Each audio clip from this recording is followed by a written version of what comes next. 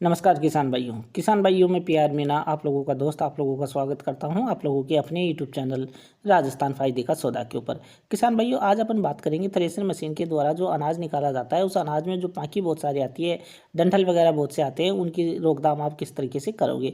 किसान भाइयों, ऐसे तो मैंने इससे संबंधित वीडियो पहले भी डाल दिए थे, लेकिन अगर आप लोगों ने वो वीडियो नहीं देखा है तो इस वीडियो को आप पूरा देख लेना, अंत तक देख लेना, जिससे आपकी समस्या का समाधान हो सके। क्या है किसान भाइयों, इसके ऊपर वापस वीडियो बनाने के पीछे कारण ये रह गया कि किसान भाइयों के बहुत से कमेंट आए हैं कि सर ये समस्या हमारी समाधान हो ही नहीं रहा है और आप लोग वीडियो भी नहीं डाल रहे हो, हमें किसान भाइयों ने ऐसा कहा है। तो हमने सोचा चलो एक बार फिर इसी समस्या के ऊपर अपन वीडियो डाल देते हैं, तो इनकी समस्या का समाधान हो जाएगा। अगर किसान भाइयों फिर भी इस समस्या का समाधान नहीं होता है तो स्क्रीन पे जो नंबर दिए गए हैं इन पे कॉल करके आप अपनी थ्रेशर मशीन की संपूर्ण सेटिंग करवा सकते हैं। वो भी नाम मात्र की फीस पे करवा सकते हैं किसान भाइयों, और वो भी खेत में करवा सकते हैं जहाँ पे आप मशीन चला रहे हो। तो किसान भाइयों, आप लोगों को एक काम मेरा करना होगा, मुझे ये जानकारी चाहिए कि आप लोग हमारी जो वीडियो है कहाँ से देख रहे हैं।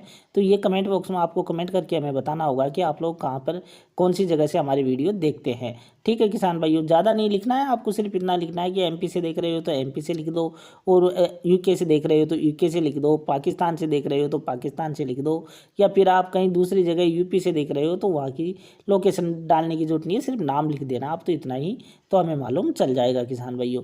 चलो अब अपन बात करते हैं मशीन की सेटिंग से संबंधित। तो किसान भाइयों, अगर आपकी थ्रेशर मशीन पाँखी दे रही है ना, तो उसमें सबसे बड़ा रोल होता है इस जाल का, जो आप यहाँ पे देख रहे हैं। ये जो जाल आपको आपकी स्क्रीन पे नजर आ रहा है, इस जाल का सबसे महत्वपूर्ण रोल होता है। क्यों होता है किसान भाइयों? क्योंकि ये जाल है जो अलग अलग टाइप का बनता है, जैसे कि 3 सूत का भी जाल बनता है, 3.5 का भी जाल बनता है, 2 का भी बनता है, 2.5 का भी बनता है। तो सभी प्रकार के जाल बनते हैं। अब इसमें क्या होता है किसान भाइयों, आपको इस जाल दो सरियों के बीच का जो गैप है ये, और सरिये का जो ये किनारा है ना, ये आपको साफ साफ नजर आ रहा होगा। अब किसान भाइयों क्या होता है कि आप लोग जब मशीन चलाते हो, लंबे समय तक मशीन चलाते हो, जैसे 2 साल चला ली आपने, 3 साल मशीन चला ली, जाल आपने वही बना रखा है, तो उसमें फिर क्या हो जाता है, ये जो सरिये हैं इनके जो ये धार के किनारे हैं ना, ये खराब हो जाते हैं। ये किनारे खराब होने की वजह से क्या होता है, सरिया गोल हो जाता है, और सरिया गोल होने की वजह से क्या होता है, जो कुटाई है ना गेहूं की, वो प्रॉपर रूप से नहीं हो पाती है। जब गेहूं की कुटाई सही तरीके से नहीं हो पाती है ना, तो क्या करता है, जो दाना है, जो छिलका अलग नहीं हो पाता है, और दाना छिलके सहित नीचे आके गिर जाता है, और वो फिर अनाज में आने लग जाता है। तो इस प्रकार की दिक्कत यहाँ पे होने लग जाती है। किसकी वजह से? जाल की वजह से। जाल की वजह से ही एक समस्या और होती है, जो भूसा होता है ना, जब ये सरिये गोल हो जाते हैं तो क्या करता है कि जो भूसा है ना वो मोटा आने लग जाता है, मतलब उसकी कुटाई नहीं हो पाती है भूसे की। और बहुत से किसान भाई फिर हमारे पास कमेंट करते हैं कि सर भूसा बहुत ही मोटा आ रहा है, बारीक करने का तरीका बताओ। तो ये किसान भाइयों, जब मैंने ये बात आपको समझाई है तो आप लोगों को ये भी समझ आ गया होगा कि इसको बारीक करने का तरीका क्या है, और जो ये पाखी आ रही है इस पाखी को रोकने का तरीका क्या है। तो ये एक तो आपको ये तरीका अपना लेना है कि जो जाल है वो नया बनवा लेना है, या फिर इसको चोक कर देना है इस तरीके से। ठीक है, तो ये तरीका एक आपको अपनाना है। दूसरा तरीका आपको क्या करना है किसान भाइयों, अगर मेरे पास अवेलेबल होगा तो अभी मैं आपको बता दूंगा। ठीक है किसान भाइयों, यहाँ पे जो जबाड़ी है, यहाँ पे जो जबाड़ी लगी हुई है, इस जबाड़ी को क्या करते हैं किसान भाई, 3-3 साल तक भी चेंज नहीं करते हैं। ऐसे भी किसान भाई है जिन्होंने पहले मशीन खरीदी थी, तब जो जबाड़ी लगी हुई आई थी उसी जबाड़ी से वो काम निकाल रहे हैं। तो आप लोगों को क्या करना है, ये जो जबाड़ी है इसको चेंज कर देना है। अगर ये घिस चुकी है तो आपको इस जबाड़ी को तो चेंज करना ही करना है किसान भाइयों, इस बात का स्पेशल ध्यान रखना, वरना आपकी मशीन कभी भी भूसा बारीक नहीं बनाएगी, और ये जो पाखी वगैरह आ रही है ये नहीं रुक पाएगी।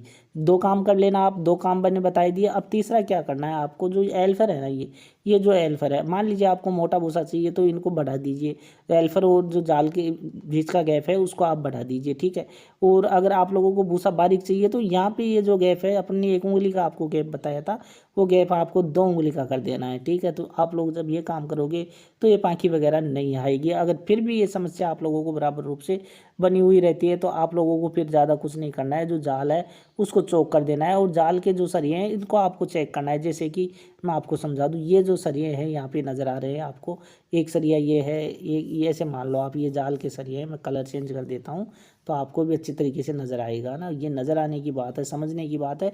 वीडियो को पूरा देख लेना, मेरे कहने से देखना, वीडियो को पूरा देखना, और वीडियो को अंत तक देख के वीडियो को लाइक ज़रूर कर देना, चैनल को सब्सक्राइब भी कर लेना।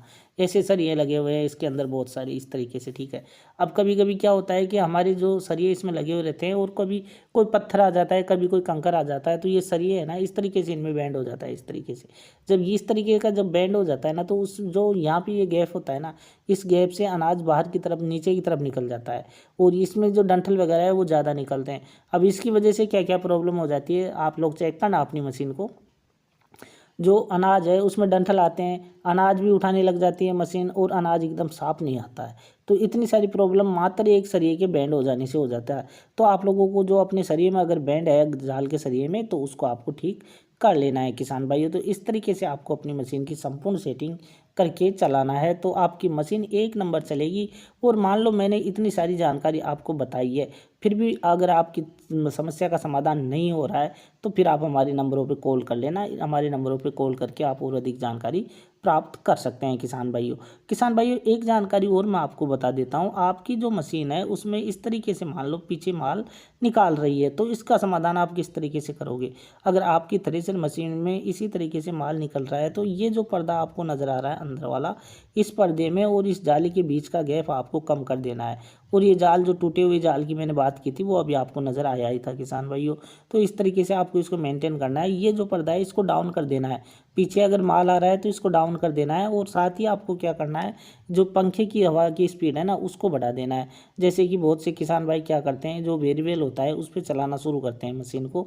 जैसे डिवेल्ट के पास एक बोल्ट होता है, उस बोल्ट को लगा के वो जब चलाते हैं, ऐसे डिवेल्ट को उतार देते हैं। उतारने के बाद में यहाँ पे बोल्ट लगा के वो चलाते हैं मशीन को। तो फिर क्या करते हैं, ट्रैक्टर की स्पीड बढ़ाना भूल जाते हैं वो। जैसे कि डिवेल्ट के ऊपर 13 पे मशीन चल रही है, तो वो बोल्ट लगा के भी 13 पे चलाते हैं। तो उनको मैं कहना चाहूँगा, आप अगर 13 पे चला रहे हो तो जो पीछे की तरफ माल भी आएगा और जो कचरा है वो भी देखने को आपको मिलेगा।